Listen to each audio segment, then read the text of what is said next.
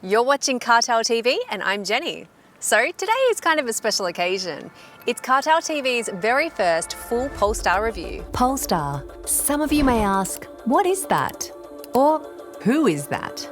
Well, Polestar started as the performance division of Volvo and took the leap to become a standalone brand. And back in 2019, I got to see my very first Polestar at the Geneva Motor Show. So here I am, can you believe 4 years later, checking out the second offering from Polestar. And here it is in the conveniently named Polestar 2. It's an all-electric fastback and I have it with dual motors and a tasty performance update. Now notably, this same week that we've been reviewing the Polestar 2, Polestar announced what we can expect to see in their model year 24 variant, which will be available for order later this year. Now we will be checking that one out as soon as we can get our hands on it. In the meantime, I will sprinkle a few of those details and specs in this review, so stay with me and let's check out Polestar 2. Let me start with the looks.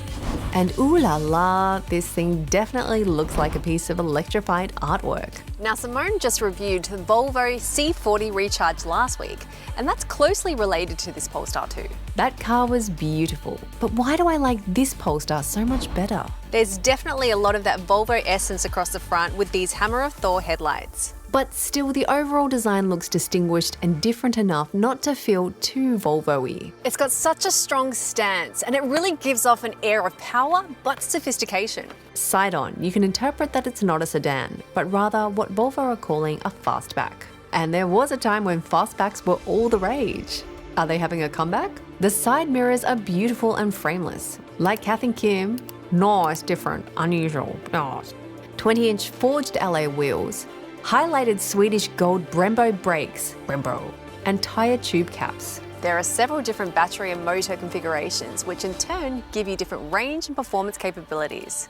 The entry point is a standard range single motor that has a 69 kilowatt-hour lithium-ion battery. It offers 445 to 478 kilometers of range. It's front-wheel drive. It produces 170 kilowatts of power and 330 newton meters of torque. It skips from 0 to 100 in just 7.4 seconds. The Polestar 2 MY24 standard range single motor wisely becomes rear-wheel drive and 519 kilometers of range. Increases the power output from the motor to 220 kilowatts and 490 newton meters. It shaves 1.2 seconds off its 0 to 100 time. If you want range but aren't too worried about power, then your best option is the long-range single motor. That one has a bigger 78 kilowatt-hour lithium-ion battery. It offers 515 to 551 kilometers of range, WLTP. It's front-wheel drive. It produces 170 kilowatts power and 330 newton meters of torque, and it also skips from 0 to 100 in 7.4 seconds. MY24 will give you an 82 kilowatt-hour battery with up to 635 kilometers of added range. Now, that's a lot of specs, so let me break it down.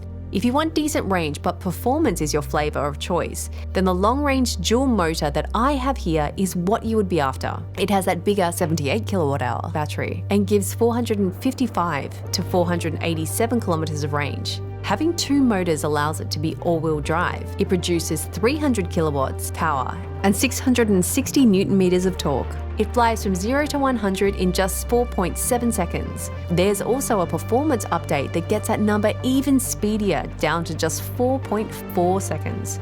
For MY24, this performance setup with the update shaves 0.2 seconds of that 0 to 100 time off and gives more power torque and range across the board.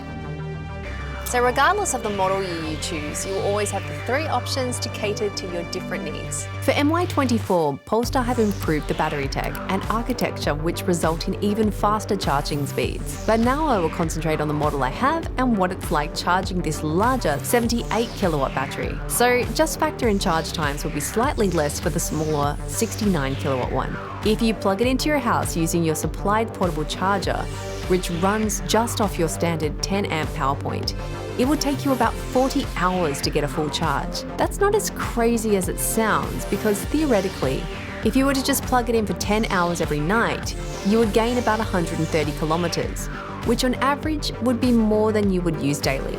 So you could get away with doing this. But for the majority of people who buy an electric car, they would get a charger installed. Your entry-level wall charger for your house will give you about 7 kilowatts of charge, which actually gives you about 47 kilometers in an hour and will get you to full charge in just under 12 hours. If you use a faster 50 kilowatt DC charger, you will average 330 kilometers in an hour and a half. Lastly, a public superfast charger can get you to 80% in 35 minutes.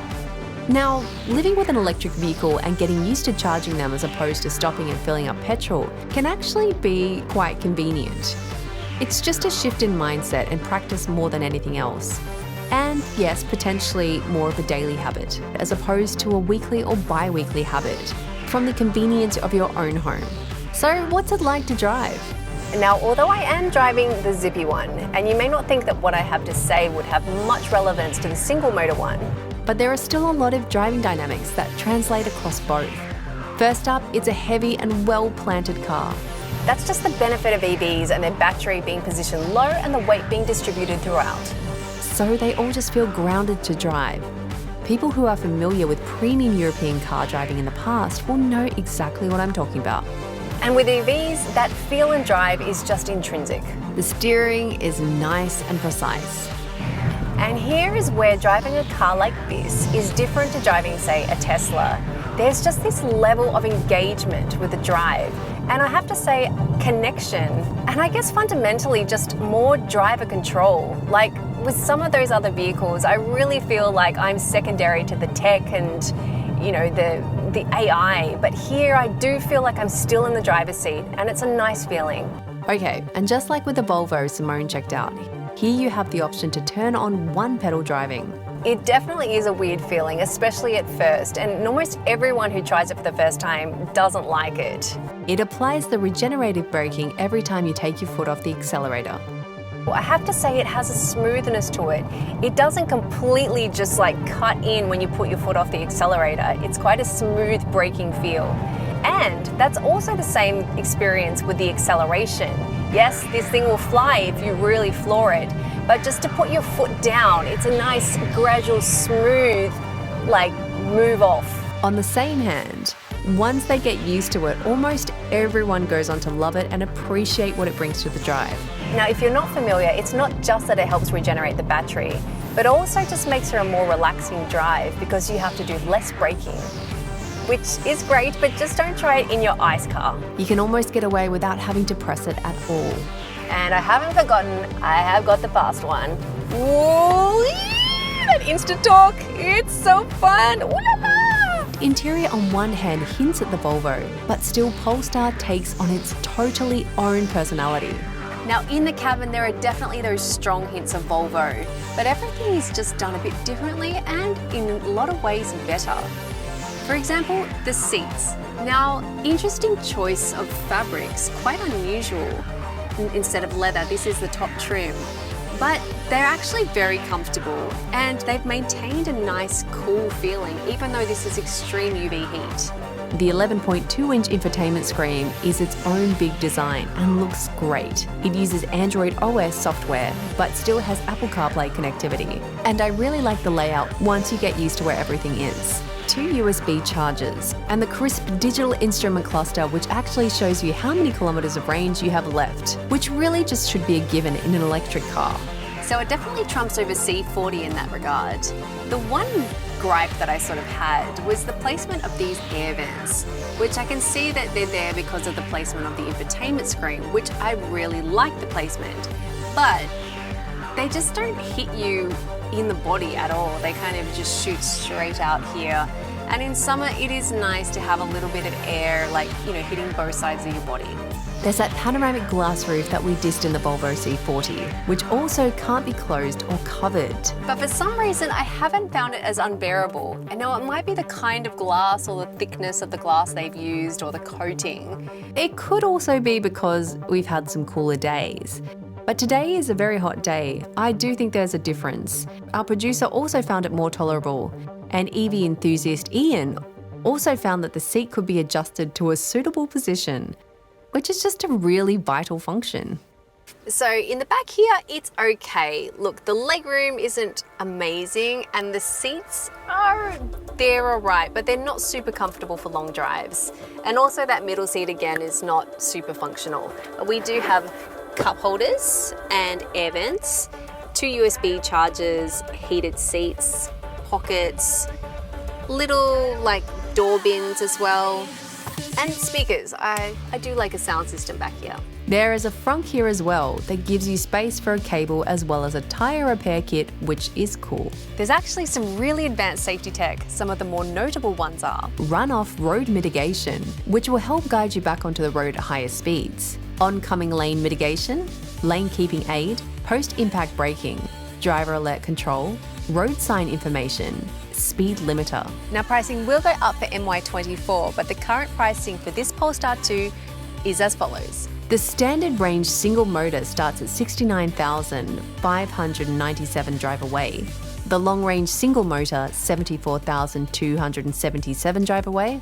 The long range dual motor from $79,477 drive away. The long range dual motor that's fully optioned with all the packs ends up costing $102,218 drive away.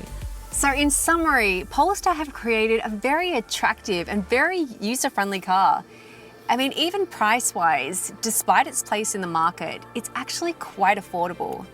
And what I really noticed is that, I guess there's a level of refinement and just this special element that a lot of EVs are missing that this one actually has. I mean, even luxury ones, you'll get in it, they've got all the tech and the bells and whistles, but there's just something lacking. There's just sort of an emptiness.